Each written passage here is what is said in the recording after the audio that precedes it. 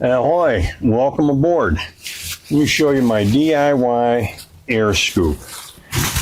Wasn't too bad to do. I mean, I'm not that great of a sewer, a seamstress or whatever you want to call it, but I think it turned out all right.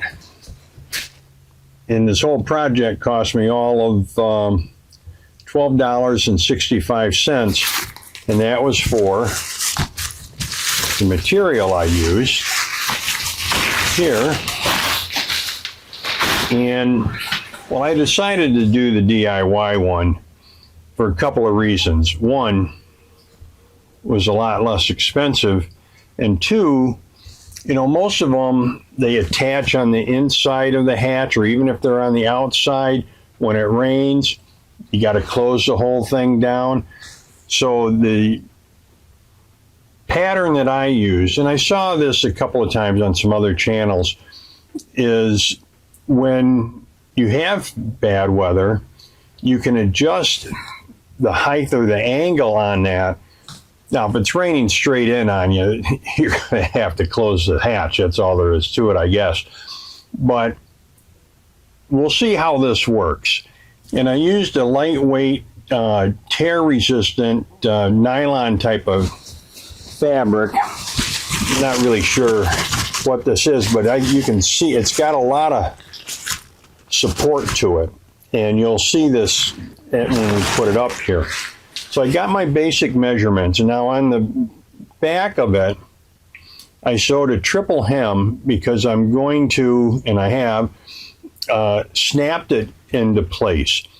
So I did have to drill in a couple of holes in the top there, but I caulked them before I put the tap screws in, and should be all right with that. And so then when I was sewing, I also used a UV resistant thread, which I had from before. So, like I said, a lot of this stuff I already had. I had the snaps, and the only thing I had to buy was the material. Now, figuring out the angle of how it's going to go up and then where my side panels are, you'll see here I'm at the pier, so the wind is not really coming right off the bow, so it's kind of flopping around. But you'll see the side panels kind of bow out a little bit. I may need to tighten them up or even add, I've got a little bit of material left over.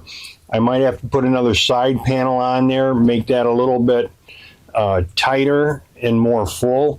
We'll see as time goes on. On the part that goes out where I'm going to attach the rope to tie to the roller furling, I put some webbing on that to give it a little bit more strength. I hand sewed that in. Webbing was a little heavier than what I needed, but again, it's what I had. And so you can see you can adjust this, put it up higher for if you want more wind. If it starts raining or it gets too windy, you can lower it a little bit. So you got some adjustments on this one too.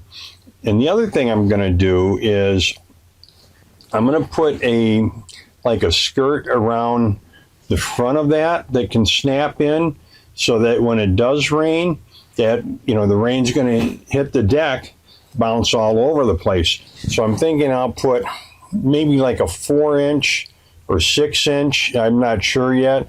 I want to get out there and see how the wind is actually flowing with certain things before I put that on. But again, I'll probably attach that with snaps so that on a not so windy day, I've got the whole thing open. And where I built the main air scoop and then tapered that off, what I did is I overlapped that so I could put a stick or something in there to help keep that open, to keep the frame of it or the shape of it, so that it would allow the wind to come in better. And really, it wasn't that bad a project, guys. That's all there was to it. Well, I hope that this was helpful to you, and happy and safe boating to you, your family, and friends.